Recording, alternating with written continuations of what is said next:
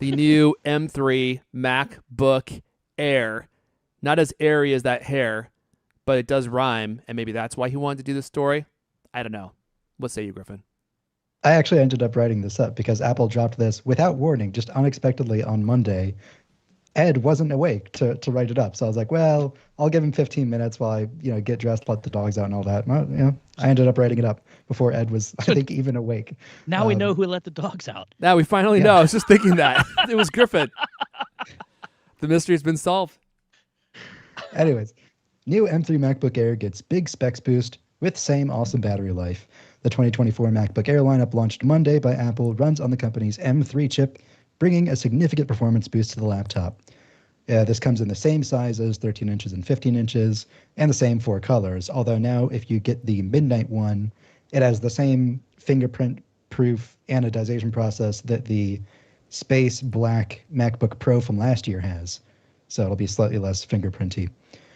The new laptop runs, quote, up to 60% faster than the model with the M1 chip and up to 13 times faster than the fastest Intel-based MacBook Air, the company said. Apple also claims it's twice as fast as the best-selling 15-inch Intel Core i7 PC laptop. But they don't specify what it is, but we'll just have to take their word for it. It now supports 2 external displays out of the box. Each display will run at 60 hertz with a billion colors, one at 5K resolution and one at 6K. Previously, the MacBook Air was limited to only one external monitor. A small snag, however, is that when you plug in 2 monitors, the lid of the Mac has to be closed. So you still only get 2 displays in total, not 3. But you do have to consider, well, if you're plugging in a studio display, you'll still get more screen space overall.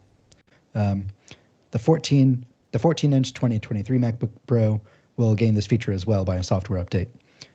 It has Wi-Fi 6E, which is twice as fast. The M3 chip has hardware ray tracing and mesh shading for better graphics. And this is an important one that not a lot of people talk about, but the media engine inside the chip now has an AV1 decoder for future online video. AV1 is the new open format that a lot of companies are probably going to be switching to, like, on YouTube and Netflix. YouTube already uses it. We are broadcasting AV1 as you speak. Well, if you're watching, that's why our picture looks so much better than Talk Show or 9 to 5 or any of those other lesser popular shows. So they don't have the capabilities. This live stream on the new M3 MacBook Pro, you'll get slightly better battery life. Where was I? Apple boldly introduced it as, quote, the world's best consumer laptop for AI, thanks to the 16-core neural engine that lets you run LLMs and image generation tools on device. Which is impossible. Which is important. Being able to run it on device is pretty awesome. Like, that's what I do on my Mac Mini, because I don't want to, give OpenAI any money, and I don't want to, pay for any image generation tools. There are open source projects you can download that'll let you do that stuff on device. I don't know if a lot of other people do that though. I feel like I'm the odd one out.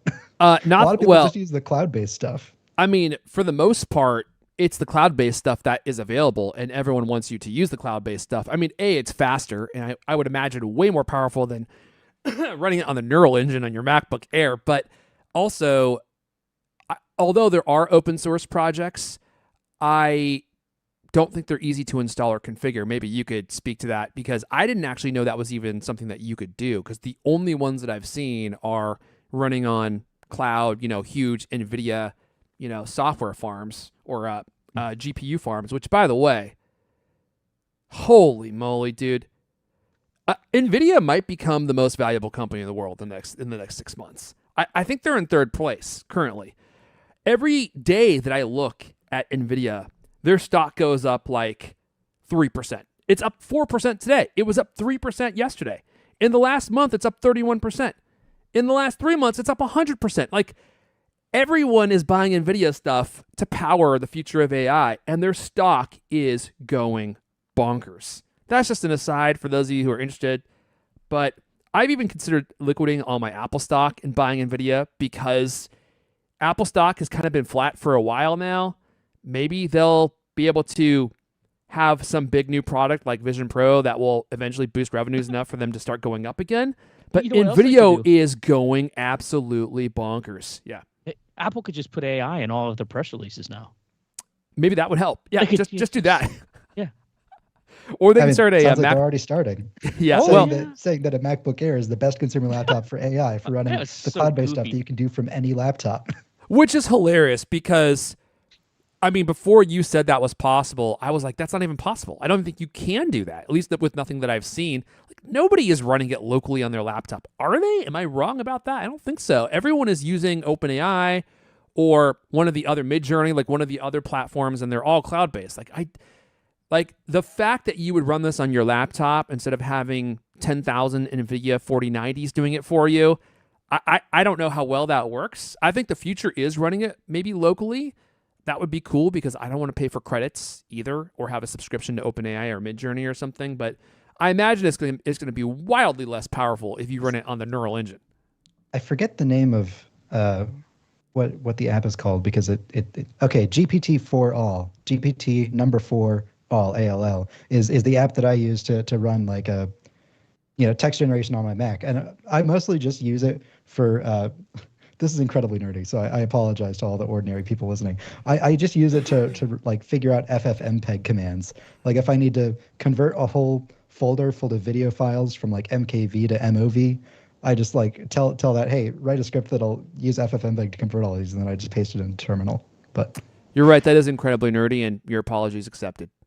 anyways, here's important. The 13-inch M2 MacBook Air is still available for $999 or in the education store for $899, which I think is a stellar price. Like if you think about it, the M2 MacBook Air launched at I think $1299, and now you can get it for as little as $899. That's an incredible deal. Oh my. The price hike is complete. Apple's psychological maneuver to have us all justifying their price hike on the M2 is now complete because now they discount it back Because to the normal price. It's like, oh, that's a great deal.